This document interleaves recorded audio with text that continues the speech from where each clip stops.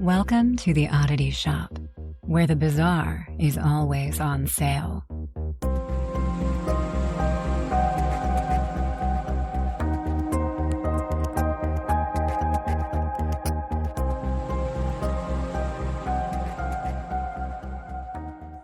Hey there, you oddballs. Welcome back. This is Kara and Zach. And if you can't tell, I'm still very sick because I sound like a... You sound better than last week. Oh. But hey, for anybody who is new here, we are Oddity Shop. We're going to tell you some creepy, strange, weird, mysterious stories. So stick around. Check out. We've got a few episodes lined up too if you want to go back and listen to some. But Kara, Or don't. or don't. We get better as we go, so if you go back, you can get some funny ones. Do you think we get better? Yes. I don't know. Sometimes I think we don't. I think we did. A little bit. Okay, what? All right, how are you doing? You've been dying about COVID. What else is going on? That's really it. And you know this because I haven't talked to you in, I would say, 9 days, 10 days? It's been a minute. It's been nice. I'm not even going to get into it because I know a lot of people had it worse than me. Things happen, things like that. But I got it pretty bad. I'm not going to lie. It was rough. It's rough. I'm not complaining. I'm here. I'm good. My poor little weasel, she stuck by my side in this house of sick asses. Poor little baby. I should post that picture of that poor little weasel just letting me hold her ear as I was just passed out on the bedroom floor. As much as you guys baby that dog, though, like, she has to give some back to you. Oh, and she does. That's why she gets so babied. But other than that, that's really it. Today was my first day back to work. I had a little bit of a half day the other day, and it was today was my first day back. The weather's beautiful, so I will take this all day long. Yeah, unfortunately, I have nothing. I have nothing good to say except for I'm here. I really don't have much news since we last talked either. I started spring cleaning, real exciting stuff. Trying to be outside since, the earth doesn't hurt our face right now when we go outside. It's really sad though.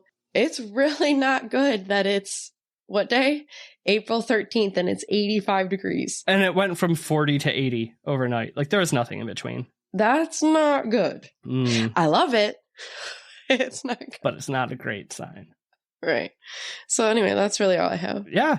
I think we're going to get into it quick this week. Real quick though, before we get into it too, we really want to ask if you are enjoying the show, if you could do us one solid. Yeah, if you find yourself coming back here time and time again. Right. Or even if it's your, only second time here. So time again. We just want to ask if you would share the show with one friend who you think would find it interesting or find some entertainment from it.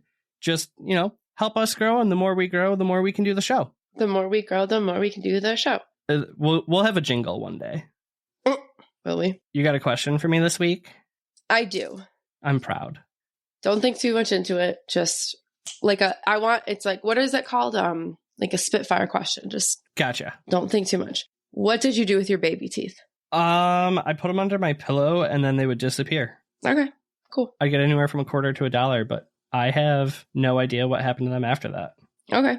Well, I was the odd child that had I had a little box. It was a little yellow box, had a tooth on it with a crown, like a wand. And then I would put my teeth in there. But then I also had this bag that Aunt Pat, I'm pretty sure it was Aunt Pat, got me when I was really little, when I first lost my tooth, and it was this little bag and then I could put my tooth in it. Okay. Do you use the same bag for all your teeth? Yeah. I mean, it was a little, burlap style bag, a little one. And I would put them in there. And then I would take time cleaning them and I would prepare them to be put under my pillow. That's horrifying. No, well, teeth are horrifying. I also dropped one down the drain once when I was cleaning it, and I had a full-blown panic attack, and my dad actually had to take apart the piping and the plumbing to get it. Let me ask you this, though. So you'd put it under your pillow. Did it disappear, or did you have a burlap bag of all of your teeth? I have a follow-up question for you. Hypothetically, and not just because you're gay, it's just because this would never happen. If you had kids, okay, if you makes had sense. kids, would you allow them to believe in the tooth fairy? I mean, sure. I don't see any harm in it. Okay, this is where I have a hard time with this, okay? And this is why. Because we teach our children, right? Our children are taught, don't allow strangers in your house. But then we tell them that like a weird Santa's going to come in, the Easter Bunny, the Tooth Fairy are going to just like break into your house and like leave weird shit for you or like take your things. But like we're not supposed to take things from strangers. But see, I also think it teaches a valuable lesson. Like in a pinch, you can sell your body parts for money. I mean, that's very fair enough. Yeah. Okay. So anyway, it's just really messed up to me that we like teach our children all of these things. Okay, even Halloween, you know, Halloween is my jam, like trick-or-treating, don't effing take that away from me. But when you really think about it, it's like you're literally letting your kids run the street and taking stuff from strangers. That's why I don't think kids don't really do that anymore, though. Not really. It's more like a trunk or treat thing, Right. like at school. Lame. Whatever, I digress. So if you haven't kind of guessed already, we're talking about the Tooth Fairy. I kind of figured that's where we're going. A little bit of like Darkness Falls. Was that movie? Oh, wait. Was she a witch or a... No, She was like an evil tooth fairy, yeah. Yeah, bro, totally forgot about that. I don't know if I actually watched the whole thing through. I need to rewatch that then. Same. Well, anyway, in my delusions of this sickness, I was scheduling a dentist appointment, and I started thinking about the times that my wonderful mother would somehow not wake me up as she snuck into my room, steal my rotting tooth that I left under the pillow, and then replace it with fairy dust and money. Yes, that woman put fairy dust under my pillow every single time. I could actually see that one. It was honestly the best part about it. I just got money. I didn't get the fairy dust. I even wrote that fairy bitch a letter asking if I could keep the teeth and still get paid, and she must have let me do it because I had a whole thing of teeth. Wow, you swindled the tooth fairy. I'm proud of you. I did. Anyway, so this got me thinking that I never did... Oh, and I never did schedule that appointment, actually. Holy shit. Anyway, like, why in the name of anything do we collect teeth and pay our children for them? Like, what is happening? I feel like of all of the holiday critters, and I guess not holiday, but just... Well, let me tell you why you like this one. Because it's not religious. I wasn't going to say I liked it. It's just odd. I thought you were going to say out of all of them, like, it's the most you can get down with. It's just because there's no religion involved in this. I mean, there's really no religion in the Easter Bunny either. Well, but Easter is religious. I mean, I don't know where the freaking bunny comes from. Actually, I almost spiraled down to figure out where the bunny and the eggs and the shit, because bunnies don't lay eggs. Like, what is happening? I couldn't. That's a valid point that I've never really thought Bunnies of. don't lay eggs. Why the fuck are they hiding them? They're just stealing a chicken's eggs? Okay, back to the tooth fairy. Exactly. This is why I had to buckle up, baby. I'm ready. Also, I already prefaced this to you before at the top of the episode. Well, before we recorded, but I'm going to preface this again. This was a delusional research and a delusional write. It's just a case study on how COVID affects your writing skills. So I don't know how this is going to go. If you didn't know, the teeth are the hardest substance in the human body. Teeth are incredibly important to your daily lives. Tell me more. Tell me more. All right. So teeth, myths, legends, and lore go back as far as you can search. Overall, teeth are far more important than we think. Losing your first tooth is thought to be a child's first step into adulthood. It's a little early. You know what's really strange is that I'm glad you said that, because I thought that, like, because you lose a tooth when you're like 5. I mean, I lost a tooth. My dad threw me keys to the car and said, hey, go for a ride. How old are you? 5. Kidding. 5. But I kind of thought that too. I was like, wow, adulthood. Like, but I guess if you think about back in the day, ages, I feel like age ranges were so much different than they are today. So I guess that makes sense. But anyway, so with adulthood, that comes a lot. And it all goes back to witches, because we can never leave them alone. Of course. So in the Middle Ages, it was thought that not properly disposing your children's baby teeth, they could become possessed by a witch, which kind of makes sense, because I mean, like, witches have like bones and animal bits and herbs for all their spells. That makes sense. I've got a fever. Oh my god, this is not going well. Okay. Some medieval traditions state that if you didn't perform the proper disposal of baby teeth, the child would wander the afterlife aimlessly. That's kind of horrifying. That's what I was thinking. Like, holy shit.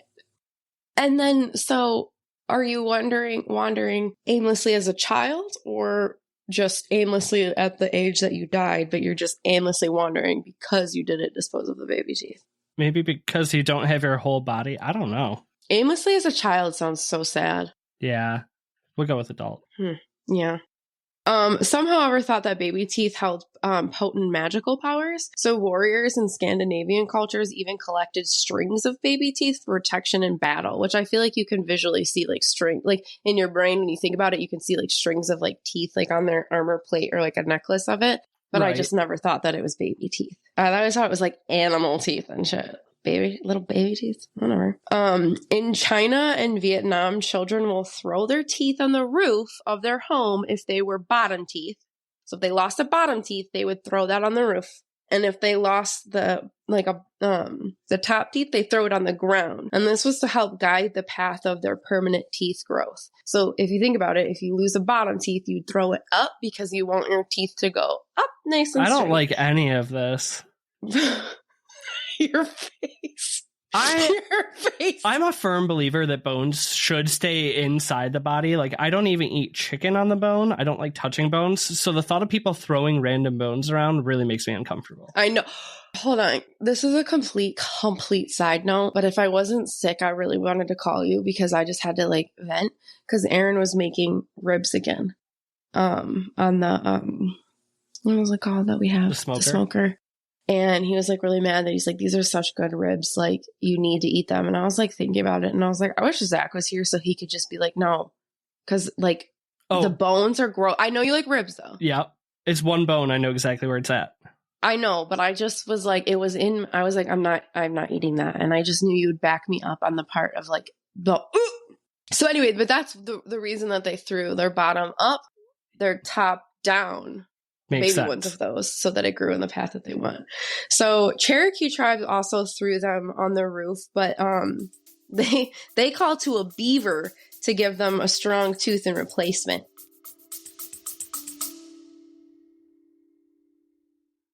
Do you feel the most powerful and beautiful with the elements of the earth around you? Do you like one-of-a-kind jewelry? Do you sometimes feel like a woodland fairy? Me too.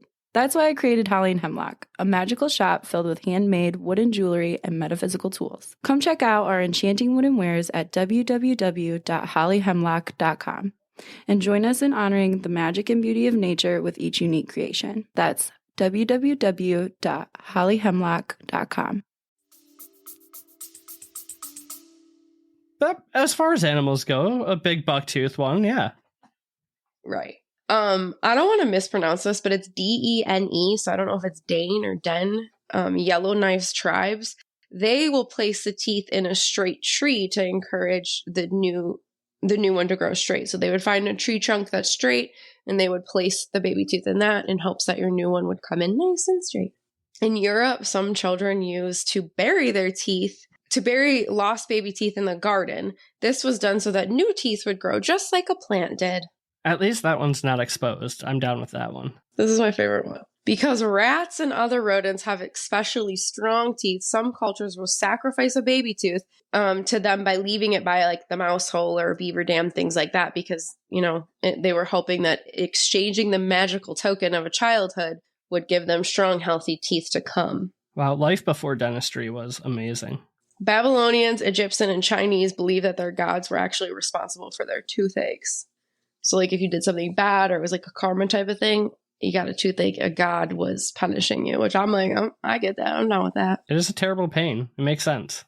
Okay, so I could go on and on. Every culture, religion, country, whatever, have a reason for the importance and what to do with your teeth. But how the hell did this get to us and become a fairy that pays for teeth? Like, what is she doing with them? I've actually really never thought about it, so I'm sure you're going to enlighten me. Okay. Like most things that once we start researching them, we're like, what the hell is this? And this is where I was like, I can't go on.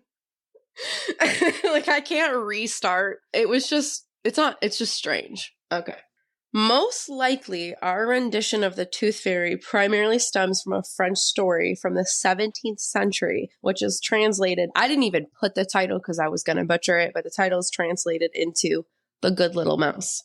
There's also, I think it was a Hispanic version of this kind of same story, but this was primarily what people thought came from it. So here's my long story short. Buckle up.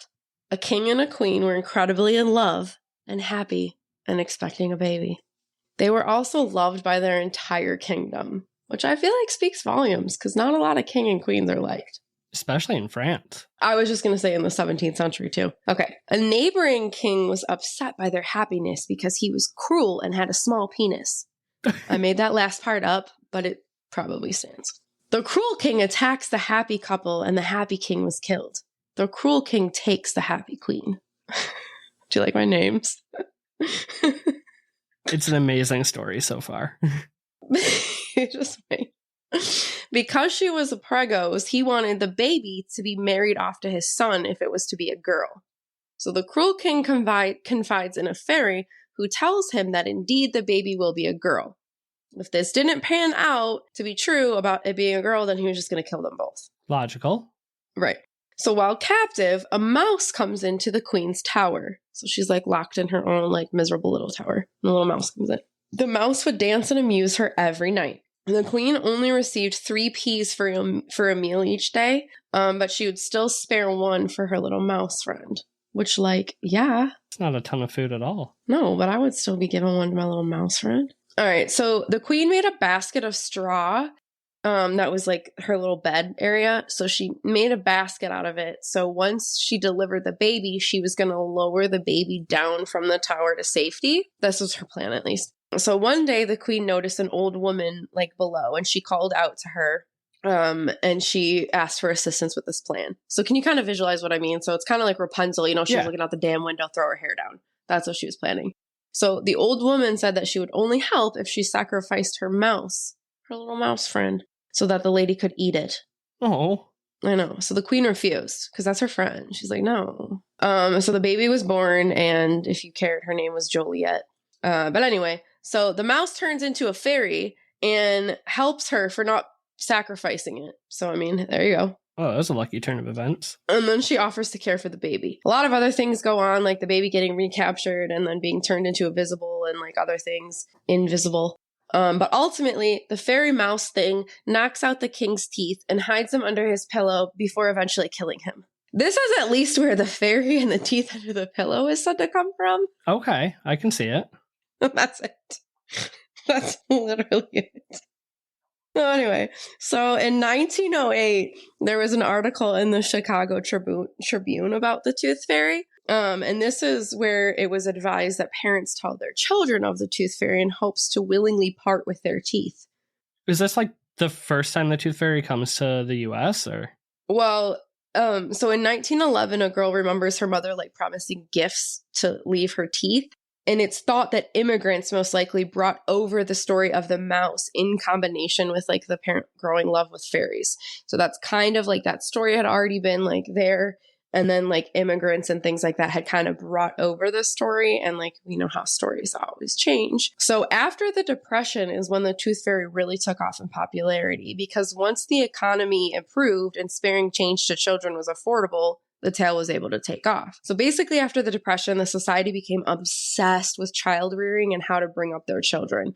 You know, so everybody kind of, I guess, went into like a panic and like an overbearing like parenting, like, you know, so that we took care of our children, like things like that. Like, I don't know. Like all of a sudden we're not just letting them play in the sewer water. Yeah. So basically this was impacting. It was like, it was meant to make every moment like being special. Like losing a tooth. So now at this point, they aren't just burned, sacrificed, they're treasured artifacts. And also just an FYI, in 1927, there was a 3-act play called The Tooth Fairy, if you wanted to know. How they got 3 acts out of that is amazing. I don't know. Okay. It's just, what? Like, I still don't understand why. I mean, the child rearing part kind of makes sense. And I get that. Special. It was like before the millennials, you know, everyone got a trophy, but everyone lost a tooth. Well, yeah. But like in 1908, the article in the Chicago Tribune was basically just like encouraging parents to tell their children to part ways with their teeth. Like, for what? Who cares? They must have been out of stories that week. Yeah, I don't know. Yeah, so anyway, I still have no idea why we do the things we do. Fair. And that's what I meant by I went down a huge rabbit hole of all of this to just never figure it out. But I do know that if you're allowing a weird fairy into your home to pay your child for their teeth, like if that isn't your cup of tea, then these are some alternatives you can practice. Ooh, I'm ready.